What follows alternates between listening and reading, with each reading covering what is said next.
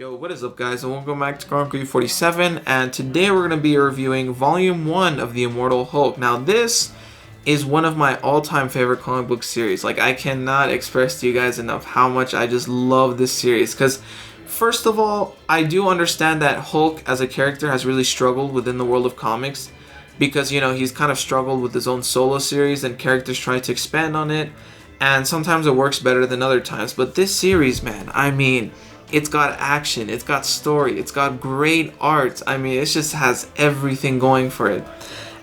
For the most part, the pencils are done by the same person, Joe Bennett. Al Ewing is the writer throughout the entirety of the series. And so yeah, real quick, guys, before we get into the series, I do want to give a little bit of background history on the Hulk. Just a little bit of a recent event. So in around 2014 to 2015, the characters and the writers, they wanted to change something about Hulk. They wanted to make it more interesting because, like I said, the Hulk is a character that hasn't really been, hasn't really hooked readers into it. So what they did in 2015 is essentially Bruce Banner kind of sort of retired a bit. I think he was kind of like in a bit of a hibernation state as far as I remember. And Amadeus Cho, one of the smartest people in Marvel Comics, actually I think he was in the top 10 smartest people in Marvel Comics, actually, he took over the role as the Hulk. So essentially, what he did is he took the powers and the gamma radiation of the Hulk, but what he did was kind of control it so that he could be, he could be himself as the Hulk, although, as Amadeus later discovered, this did have problems, and the gamma radiation itself does produce a sort of dual personality, multiple personality disorder sort of effect.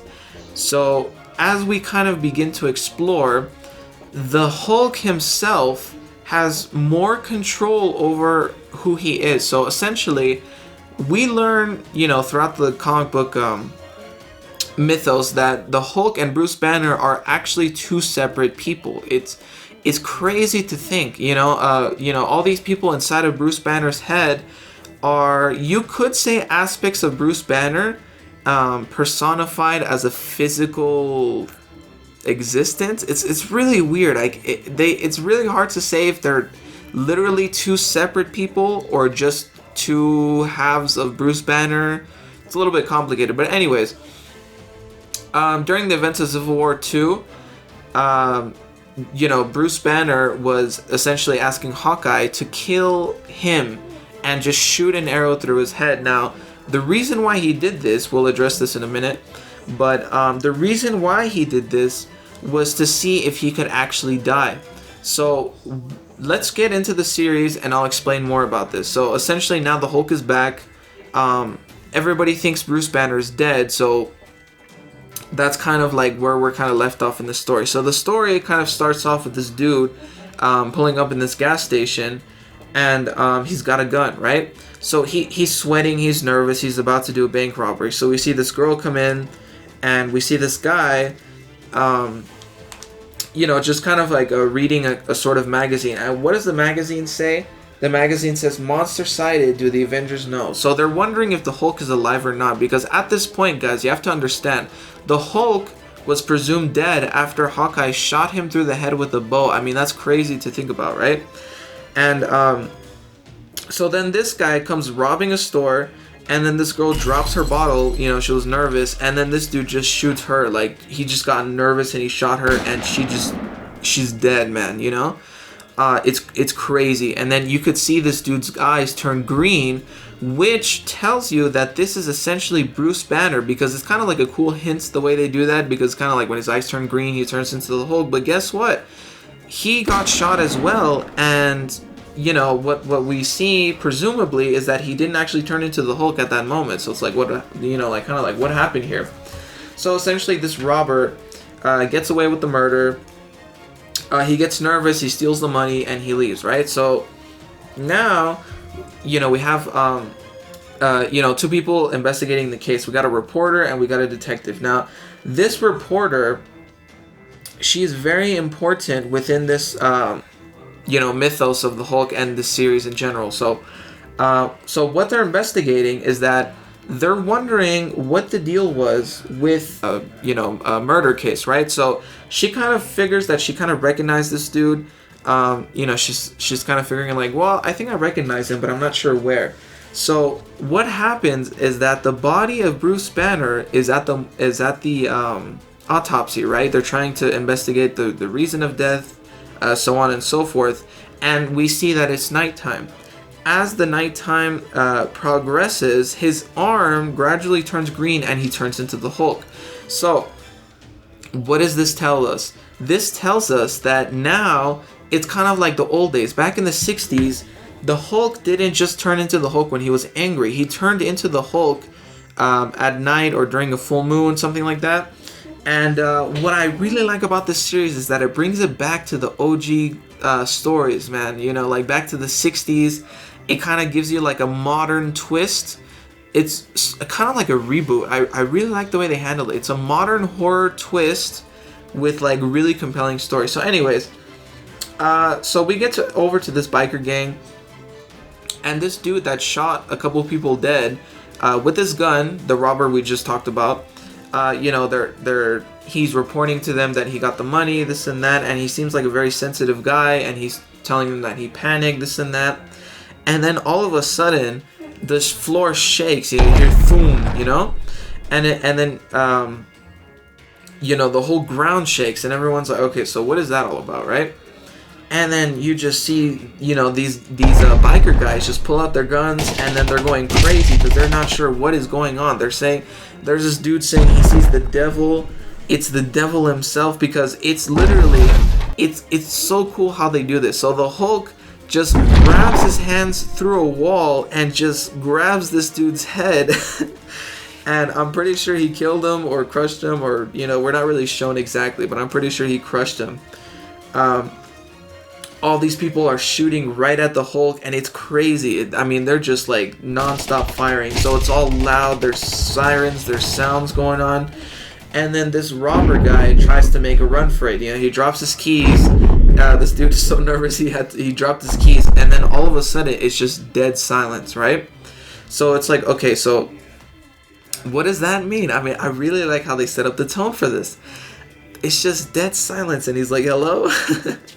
Is anyone there? And then all of a sudden we go to the next page, and bro, this is one of my favorite comic book arts. The colors, the pencils, the inks, just everything about it, the full moon, the purple greenish hues mixed in together, and the Hulk just looks huge right in front of him. And guys, you have to remember, at this point, the Hulk is no longer just a mindless beast, as we've seen, in his history throughout the comics. Now the Hulk is he's very conscious of his actions, and he's kind of his own person.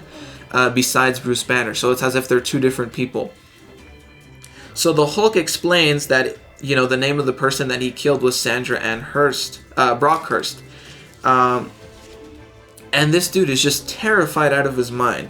And then, the next panel is also really cool as well, that we get kind of a cool close-up shot of his face with like a green hue to it. And it's like, it's crazy because the Hulk is kind of messing with him. He's like, how did the gun feel in your hand? How did it feel to kill that person, right? And the Hulk is just so intimidating. I love the way they do this. Like, the Hulk is like a scary dude. And then this guy just shoots the Hulk with bullets. Which is probably the dumbest thing you can do in that situation, but it's understandable. And the Hulk just kind of brushes off the bullets, And he kind of says, like, I can smell a liar, because the guy's telling him that, he was nervous, he was scared, he didn't mean to do it. And then, and the Hulk just slowly approaches him, his shadow. And then the Hulk just does like a super cynical grin. As the guy asked him, I'm not a bad guy, am I? And then he says, what do you think? And then the screen goes black, right? And then we skip over to this guy. This guy is in a bad condition. The Hulk just left him in a bad condition in the hospital. He might not even wake up right now. He's in a serious coma. All his bones are broken. It's crazy. The Hulk just like absolutely demolished this dude and left him alive. It's crazy. And so now we're going back to this cop and news reporter. So the news reporter, she's asking, she knows anything about this incident. So she's saying on the record that, on the record it's just kind of like a unknown thing on who was the one who attacked this guy, beat him up brutally. But off the record, people were reporting a monster, a green big monster, right? So then, she realizes, okay, so this is most likely the Hulk. And then she's saying, well, it can't be the same Hulk. The Hulk is dead. There's no way he's back, from the grave. And then she says, well, yeah, it most likely is Bruce Banner. So now this is the turning point, because Bruce Banner was hiding from society for a while and he was trying to keep a low profile. So this is kind of like a little bit of, the writer kind of showing that Bruce Banner is being exposed to the public little by little. And, we get to the final page where, Bruce Banner's kind of washing his hands, and then he's asking himself, I'm not a bad person, am I? And he says, what do you think? And then he's talking to the mirror, and it's Hulk just doing the most sinister grin, and it's so badass. And so essentially, Bruce Banner and the Hulk, although the Hulk is more conscious of his actions, Bruce Banner and Hulk still have a connection problem. So Hulk does his own thing at night, and Bruce kind of does his own thing during the day. So it kind of gives us this whole dilemma of like a dual personality disorder, so to speak. And that's where issue 1 ends. So we are back with issue 2, and we are continuing off where we left off. So we're moving on to Bruce Banner's nightmare. So one of his nightmares is that he kind of looks at this kind of watch with the gamma radiation, and he says it won't leave him alone. So essentially, it's kind of showing us his internal struggles, internal battle with the Hulk, and how he keeps trying to push away the Hulk. It does kind of set up this a bit of foreshadowing, because we get more into the psychology of the Hulk itself. We haven't really seen too much of this since Joe Fixit Grey Hulk storylines, or a kind of Professor Hulk storyline. So it's interesting to see what it is that Al Ewing is trying to show us here with his writing. So another thing to consider is that Bruce Banner and Hulk are working together subconsciously to take down criminals and bad guys and killers and this and that. So with each issue, we kind of see Hulk taking down another bad guy and this and that. And a lot of times Bruce isn't even aware of how that guy was taken down. He knows that the Hulk had something to do with it, but he's not 100% sure how it happened. So now Bruce Banner came across an article on like a newspaper, stating that there's been a series of mysterious deaths, and that the mayor was saying that there's nothing to worry about. So he goes into a bar and asks people what the whole story is about this mysterious deaths. So there's this guy. He's kind of seen as like a sort of conspiracy theorist, or like a one of those people that are not trustworthy, this and that. So Bruce asks him like what is this all about, right? And then this guy essentially tells him that the mysterious deaths are linked to a chain of grief, and he asks him what he means by that. So essentially, there was this boy who had died around a few years back. He was very popular with people. He was very well known. A lot of people admired him, and this boy, it kind of like caused a chain of grief, in the sense that once he died, people would go to visit his funeral, and then someone else would feel sad because that boy died, and then it was kind of like a chain of one person to the next, right? So Bruce kind of like suspects the way this guy said kind of chain of grief, maybe not to take that phrase so literally. So metaphorically, but rather, more literally. So Bruce finds an interesting kind of set of information. This lady explains that the boy's dad was into radiation treatment, right? He was a scientist on those kinds of things, and that the boy had died of some kind of radiation. So Bruce Banner visits his grave, right? He visits his boy's grave and checks to see if there's gamma radiation. Now, it's interesting to see, because we can now see that Bruce Banner can literally sense gamma radiation even when he's not the Hulk. So that's a cool thing to consider. Now, Bruce Banner finds out that the people who have been visiting this boy's funeral have been, getting excessive amounts of gamma radiation. So that means that, these people were starting to die because of constantly visiting this boy's funeral, right? So this gamma radiation was not good for them. So Bruce Banner tries to warn a set of people, and you know they didn't want to hear it because Bruce Banner didn't want to say his name to remain anonymous. And you know, at the end of the day, he got mad. He said, "No, this is Bruce Banner. You know, don't make me angry." So now they kind of wanted him to hold, while some other people attended him, but you know, he said he had other things to do. So Bruce Banner is now essentially kind of investigating some kind of weird set of deaths, right? So now he kind of follows where he senses the gamma radiation, and in a cave he sees a kind of green light, right? This kind of green light where the deaths have been leading to, right? So now when he goes in, he sees a pile of dead bodies, right? And it's like, it's crazy. So then there's this radiation dude, you know, he's got like a lot of gamma radiation. And this dude's name is Dr. Fryer. Dr. Fryer is the dad of the boy who had died, and he had worked with gamma radiation, right? And Dr. Fryer was planning on killing Bruce Banner, but he didn't know that he was the Hulk. So the Hulk just tells him to back off. He immediately switches to the Hulk, and in good timing too, because it was getting sundown anyways. And so, you know, he wants Dr. Fryer to explain what is going on, what is up with these deaths. So Dr. Fryer explains his kind of a backstory. So what he says is that, you know, he had a very big fear of death. So death was kind of like a thing that was stalking him, and he had his son, and he didn't want his son to die, you know, because you know, he was saying football is a very dangerous sport. You know, he might die or get a concussion or something like that. So he was experimenting with gamma radiation. Now, the reason why he did this is because he was inspired by Bruce Banner, and so he was doing experiments on himself, and as the tests were going very successfully, he was getting a little bit stronger, he was feeling more fit. You know, he kind of decided to test it on his son. Now the problem was, when he tested it on his son just went like crazy. I mean, his son was just spitting out like green blood, and he was saying, "I can see a door, a green door, and there's something looking through it. It's below us." Now, this is a very important detail. What is this telling us? So it's talking about a door and that there's something below us. Now, I'll tell you guys as the story progresses why this is so important. But anyways, this, you know, the son died, and the dad essentially killed his son, ironically, because he tried you know, giving him immortality, and he ended up killing his own son. So, you know, in his grief, he just, you know, pushed people away, and then he kind of hid himself into a cave. And when people went into the cave to find out what was going on, he would just kill anybody who was getting close to the truth. And it was just this kind of cycle of killing anybody who would find out the truth, and he just, you know, repented all of this stuff. So now that the Hulk knows, you know, the story of it all, you know, the Hulk kind of essentially tells him, you know, that is kind of, you know, not the right thing to do, and you shouldn't be killing off these people. And he's asking, how many people do you need to kill until the message is clear, right?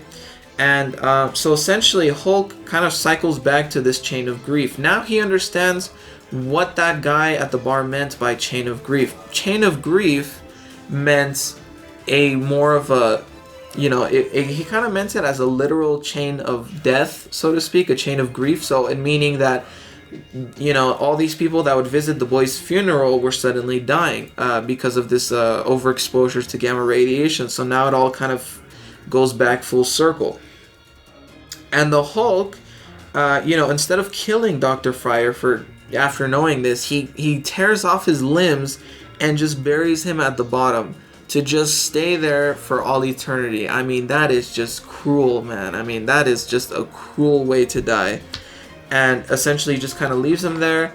And, you know, a group of investigators now dig up the son's body, who was full of radiation. So now they're going to use that body in future issues to study gamma radiation and understand the Hulk as a whole. So that's where this issue ends, and we'll get on to issue 3. Okay, so we are back to issue 3.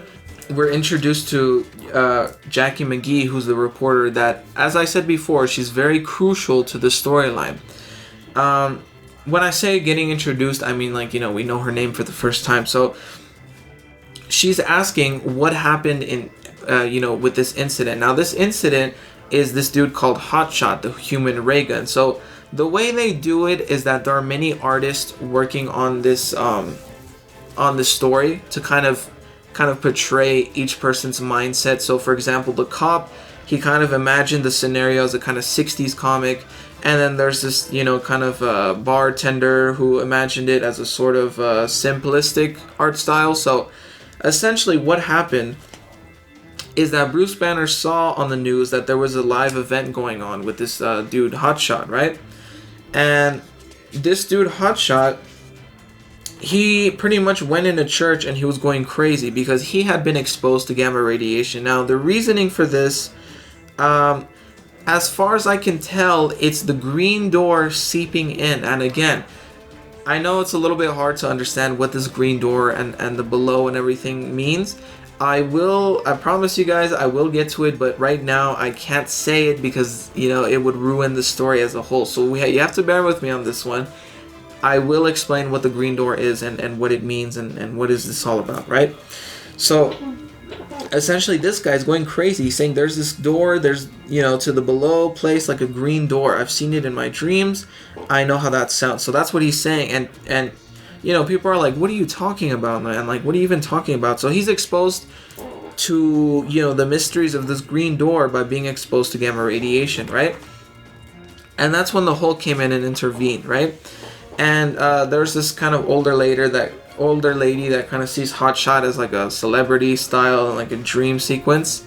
And I personally wasn't a big fan of the way the story was handled, as far as like changing art styles, like literally every other page. But, that's just my opinion. Anyways, so what the Hulk did to subdue Hotshot was kind of break his fingers so that he couldn't, shoot any more gamma radiation lasers.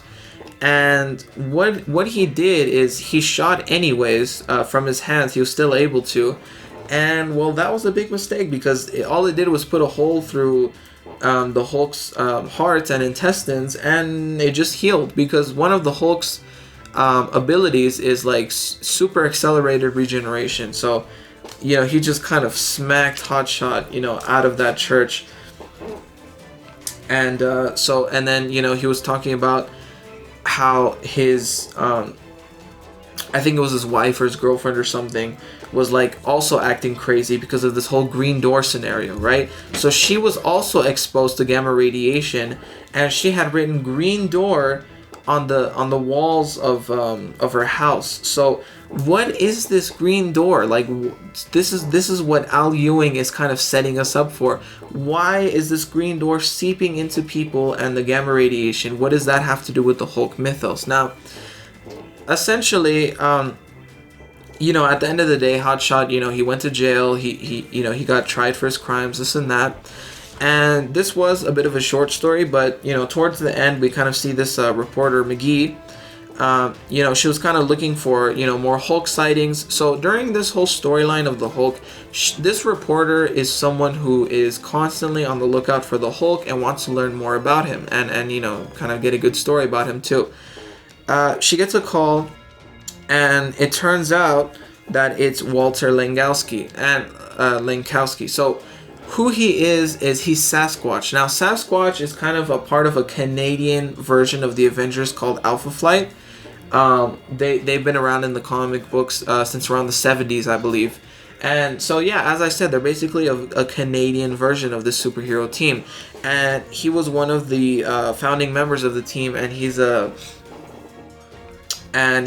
has studied gamma radiation himself, and he wants to talk to this reporter. And, she agrees to meet up. And the reason why he agrees to meet up with her, and, because she wants more information on the Hulk, and he wants to get up and close, to the Hulk and see him himself. Now, Walter Langkowski, as we'll see in the next issue, does have a kind of dual personality disorder when it comes to, him and Sasquatch. Now, his powers are very similar to the Hulk's. Actually, it is fueled by the same gamma radiation, and it affected him differently. So, as far as we can see, Walter is kind of like a chill dude. He's got more control of his power. So, that's the end of issue 3. We are back with issue 4, and man, this story just keeps getting better and better, especially the art. I mean, the pencils, the inks, the colors, I mean, everything. Anyways, so we left off with, Sasquatch, aka Walter Langowski, agreeing to meet up with this reporter, McGee. So they do meet up, and McGee asks, Walter, what was it like being college buddies with Bruce? Because, so what they do here is that they explain that Walter, was his roommate, and they would have complications and fights once in a while, but they got along pretty well for the most part.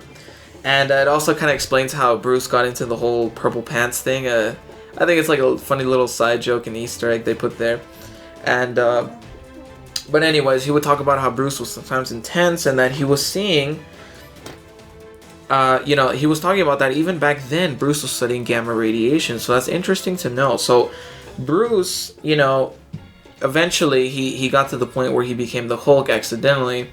And, Walter kind of saw this on the news. And then, you have to remember, guys, that the first time that the Hulk appeared, within this current continuity, nobody really knew who the Hulk was. They just knew that there was this rampaging monster across the city.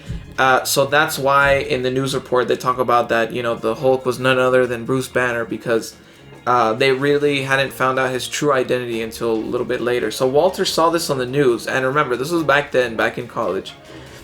So Walter decided to experiment on gamma radiation himself. So what we're seeing here is a bit of a kind of like a revamped origin story of Sasquatch. It's kind of a little bit gives you background information on him so that we can have a better idea of how he came to be Sasquatch. So he decided to repeat this gamma experiment as closely as he could to Bruce Banner's, and it did work pretty well, and he became the Sasquatch, and he worked for a Canadian team called Alpha Flight. Now, the fact that McGee heard this, the reporter heard, she heard about this. She was a bit scared of Langowski, a bit reluctant to be too close to him, because she figured he might just turn into Sasquatch at any moment now, because she remembers that when she was a kid, she saw the Hulk rampaging the city, and that kind of traumatized her in a way. But not only did it scare her at the moment, but she was kind of intrigued with who the Hulk was, and we'll get to that in a bit. So anyways, he further explains how after he became Sasquatch, in one of the first test experiments, he had accidentally opened a kind of door. He says a green door between this world and a darker one, and a world of beasts and demons. And so because of this door being available, he was possessed by a being known as Tunruk. So this green door, as we keep seeing, is a reoccurring theme, and as we will come to see in volume 2 or 3, they really start to get into this whole green door scenario. So anyways, this is a bit of a useful background information.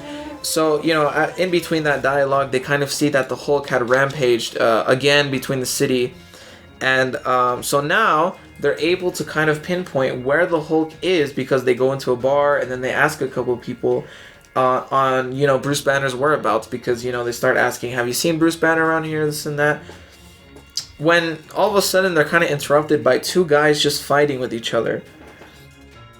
And just out of nowhere, they're just super angry, and they're just this guy pulls out a knife, and then he just stabs Walter, right, who aka Sasquatch.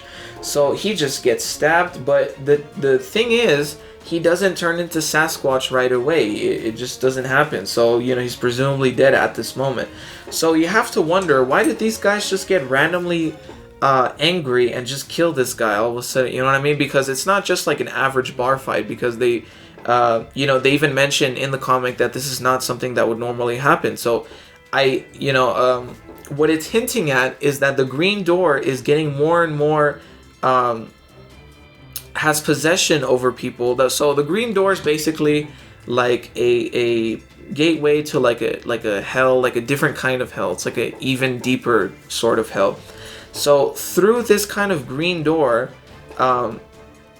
there's beings, that can get access to people and make them do things that they wouldn't normally do. So that's kind of what happened with all these scenarios of, in the past that we've been seeing, this bank robbery and this and that. So all of this is connected in a certain way. So Anyways, Walter gets rushed to the hospital immediately, and as this reporter is waiting patiently, for him in the hospital, see if he's okay, Bruce Banner approaches her. Now this is huge, because Bruce Banner hadn't really wanted his appearance to be known to the public yet, although this was getting quite clear that Bruce Banner was behind all of these devastations within the city. So he kind of figured he would show himself to the reporter,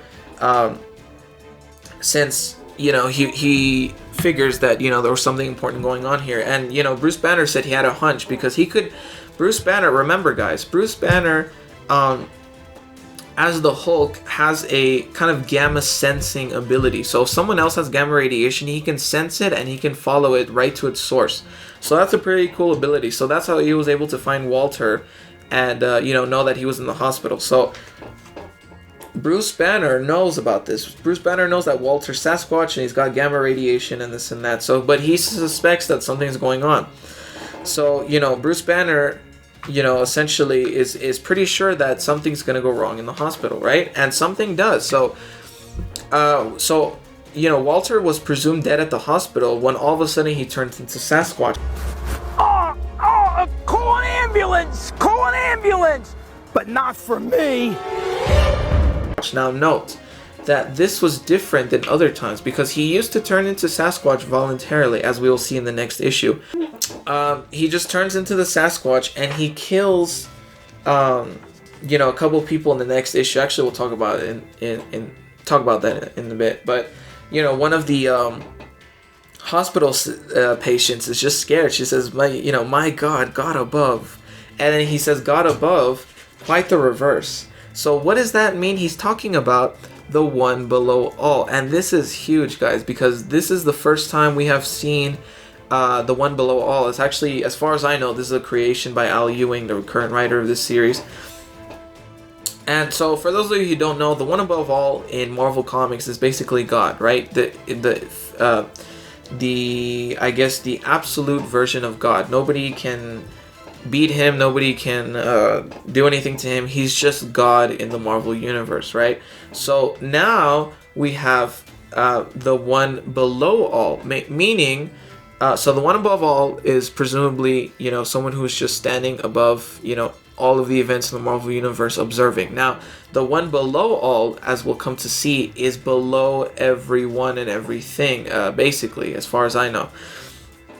So I like that he says quite the reverse, that he says in heaven. No, it's quite the reverse. It's below all. So we'll get into that, as we move on to issue 5. Yo guys, we're back with issue number 5. And, it's interesting to see that, we get a bit more of behind the scenes origin of, Sasquatch, because he's always been more of like in general, Marvel Comics, Alpha Flight have always been more of a C tier kind of a superhero team, meaning that they're not as popular, but they're still kind of relevant enough, so to speak. And so yeah, anyways, we get to a little bit more of Sasquatch's relationship with Alpha Flight and how he has been cooperating with them. And so this was after the events that he was saying that Sasquatch was possessed by this evil kind of deity called Tonraq, right? Or this evil entity. So after all that, right? This is still in the past, but we're getting a little bit more progress in his origin story. They were concerned about him because he was acting very aggressive, and it was a lot harder for him to get into his human form. And he assures them that Tonraq isn't around anymore, and he's fine, he's himself again. And he kind of looks in the mirror and he sees this kind of evil side of himself, as the Sasquatch persona, right? So then, Banner already senses. Okay, so now we, going back to the present, Banner already senses that Sasquatch has turned into the monster that he is. Now Banner does sense something different. Banner kind of feels like, Banner and the Hulk kind of feel like, Sasquatch is not his usual self, because first of all, he goes in and he checks what's going on, and he has already killed like 3 people, and that, Walter has never killed a single person in his life. So we now know that that's not Walter there. It's someone else in possession of his body again as Sasquatch. So it's like now, you know, who is it? So, you know, Sasquatch says he wants to talk to the real him, you know, and in other words, he's referring to the real Hulk. And, you know, Banner just kind of hulks out and he says, I take it personal when he hurt Banner, right? And then he's just beating him up and stuff. So, you know, Hulk figures that, you know, all of these events that were happening, you know, with Hotshot and you know, the robberies, this and that, were all kind of linked. And that, you know, this entity wanted to get the Hulk's attention, right? And Hulk and Bruce Banner's attention in a sense. So, you know, Hulk is kind of figuring it out. And he knows that this entity was able to possess, you know, Langkowski through this green door that we had mentioned earlier. And Hulk finally sees who's the one in possession, you know, of Sasquatch's body, and he sees that it's Bruce Banner's dad. And it's like, this is a crazy, crazy revelation, because remember, guys, within Bruce Banner's origin story, he was physically abused by his dad, which was, you know, kind of a sad moment, you know, for him. And you know, even as the Hulk, since he's so emotionally linked to Bruce Banner, even the Hulk just feels scared, you know what I mean? Like, the Hulk just kind of like backs off, and he's like super intimidated and this and that.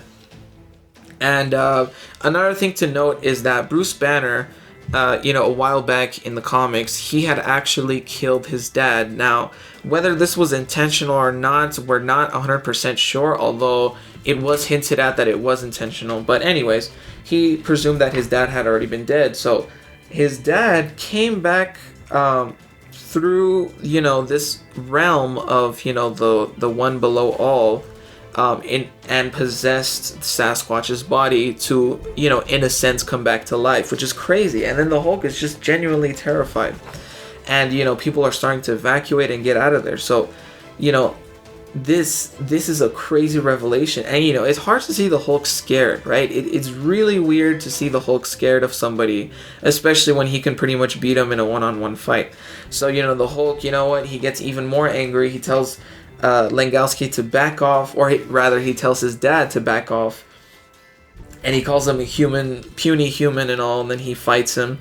And so, you know, he kind of ends up, you know, kind of fighting against the Hulk one-on-one. Sasquatch seems to be winning, a possessed Sasquatch rather, I'd say. And the Hulk actually gets the edge, because he figures that, okay, so since Sasquatch's energy is fueled by gamma radiation, Hulk figures, well, okay, well, I can absorb his gamma radiation. And a cool power that, you know, another power that is not too known by people in the comics is that Hulk can absorb people's gamma radiation. So that's a cool thing to know. So he absorbs the Hulk, Sasquatch's gamma radiation, and, you know, Walter becomes his regular self again, and Hulk confirms that Walter cannot turn into Sasquatch ever again. So now Hulk has the combined power of himself and Sasquatch put together. So that's, you know, that makes, you know, for like a terrifying combo. And you know, we get to after all of this is basically over, the reporter you know, wants to talk to Hulk and see how he is the way he is. You know, how does she become a Hulk herself, or how does she become more like him? And, you know, the Hulk just basically tells her, you know, just go home, this and that, right? So after that, so this is the craziest part. So, you know, now we see Hulk a lot bigger, a lot wider, because he has both of their powers combined.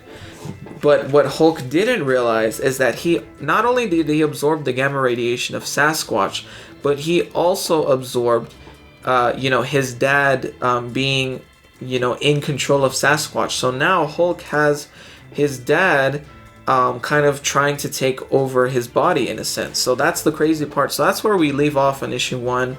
Volume 1, you know, of the Immortal Hulk. So it's crazy to know that all of this is going on.